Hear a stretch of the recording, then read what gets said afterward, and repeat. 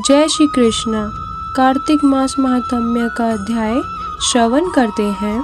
नारद जी ने कहा, तब इंद्रादिक देवता वहां से भय कंपित होकर भागते भागते बैकुंठ में विष्णु जी के पास पहुँचे। देवताओं ने अपनी रक्षा के लिए उनकी स्तुति की।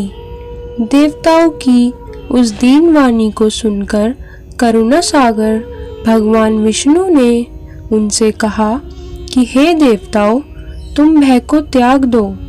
मैं युद्ध में शीघ्र ही जलंधर को देखूंगा। ऐसा कहते ही भगवान गरुड़ पर जा बैठे। तब समुद्र तनया लक्ष्मी जी ने कहा कि हे नाथ, यदि मैं सर्वदा आपकी प्रिय और भक्त हूँ तो मेरा भाई आप द्वारा युद्ध में नहीं मारा जाना चाहिए। इस पर विष्णु जी ने कहा, अच्छा, यदि तुम्हारी ऐसी प्रीति है तो मैं उसे अपने हाथों से नहीं मारूंगा, परंतु युद्ध में अवश्य जाऊंगा, क्योंकि देवताओं ने मेरी बड़ी स्तुति की है। ऐसा कह भगवान विष्णु युद्ध के उस स्थान में जा पहुँचे जहाँ जलंधर विद्यमान था। जलंधर और विष्णु का घोर युद्ध हुआ। विष्णु के तेज से कंपित देवता सिंहनाद करने लगे। फिर तो अरुण के अनुज गरुड़ के पंखों की प्रबल वायु से पीड़ित हो दैत्य इस प्रकार घूमने लगे जैसे आंधी से बादल आकाश में घूमते हैं। तब अपने वीर दैत्यों को पीड़ित होते देखकर जलंधर ने क्रुद्ध हो विष्णु जी को उद्धत वचन कहकर उन पर कठोर आक्रमण कर दिया। और इस प्रकार कार्तिक मास महात्म्य का 12वां अध्याय पूर्ण हुआ। चलिए कार्तिक मास महात्म्य का 13वां अध्याय श्रवण करते हैं। कार्तिक कथा को सुनो, सभी सहज मन लाए। 13वां अध्याय लिखूं, श्री प्रभु शरण में आए।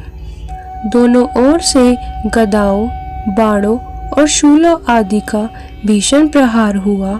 दैत्यों के तीक्ष्ण प्रहारों से व्याकुल देवता इधर उधर भागने लगे। तब देवताओं को इस प्रकार भयभीत हुआ देख गरुड़ पर चढ़े भगवान युद्ध में आगे बढ़े और उन्होंने अपना सारंग नामक धनुष उठाकर बड़ी जोर का टंकार किया। त्रिलोकी शाब्दित हो गई। पलमात्र में भगवान ने हजारों दैत्यों के सिरों को काट गिराया। फिर तो विष्णु और जलंधर का महासंग्राम हुआ। बाणों से आकाश भर गया। लोग आश्चर्य करने लगे। भगवान विष्णु ने बाणों के वेग से उस दैत्य की ध्वजा, छत्र और धनुष बाण काट डाले।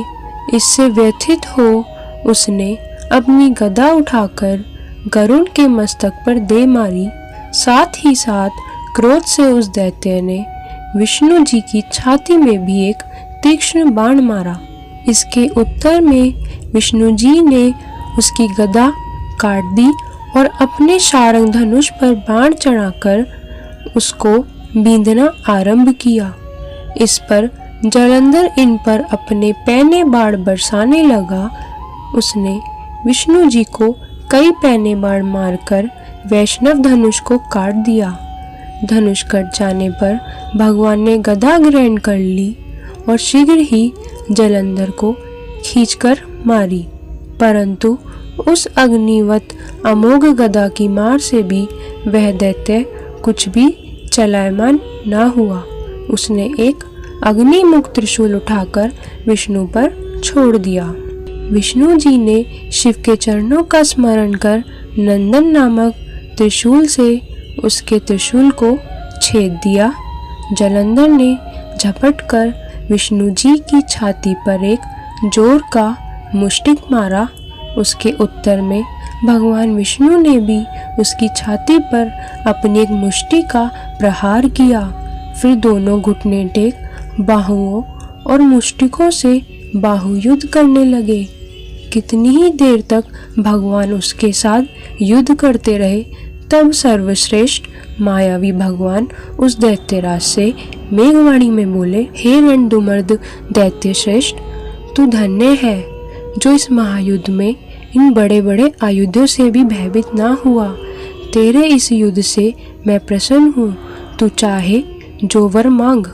मायावी विष्णु की ऐसी वाणी सुनकर जलंधर ने कहा, हे भावुक, यदि आप मुझ पर प्रसन्न हैं तो यह वर दीजिए कि आप मेरी बहन तथा अपने सारे कुटुंबियों सहित मेरे घर पर निवास करें।